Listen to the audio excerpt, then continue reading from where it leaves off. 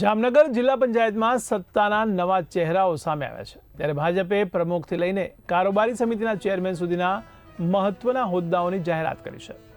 તો રંજનબેન જીવાણીને પ્રમુખ અને પરેશભાઈ હિરપરાને ઉપપ્રમુખ બનાવવામાં આવ્યા છે.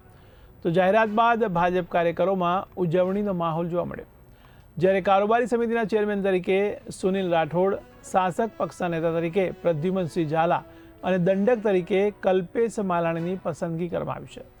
ઉલ્લેખનીય છે કે જિલ્લા પંચાયતની ચૂંટણીમાં ભાજપે 24માંથી 19 બેઠકો જીતી પ્રચંડ બહુમતી મેળવી હતી, ત્યારે નવા હોદ્દેદારોના નામ જાહેર થતાં જ કાર્યકરો અને સમર્થકોમાં પણ આનંદ અને ઉત્સાહનો માહોલ જોવા મળ્યો હતો.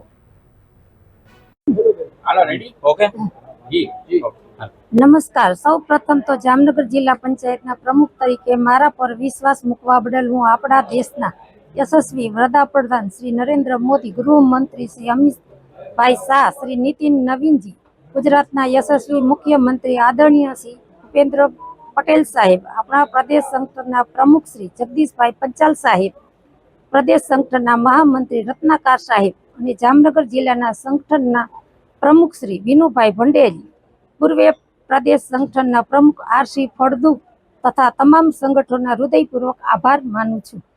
આ સાથે જામનગર જિલ્લાના લોકપ્રિય સાંસદ પૂનમબેન માડમ, પૂર્વે કેબિનેટ મંત્રી શ્રી રાઘવજીભાઈ પટેલ, અમારા વિસ્તારના ધારાસભ્ય શ્રી મેઘજીભાઈ ચાવડા તેમજ જિલ્લા પંચાયતના તમામ ચૂંટાયેલા સદસ્યો અને સંગઠનના હોદ્દેદારો પણ હું દિલથી આભાર વ્યક્ત કરું છું.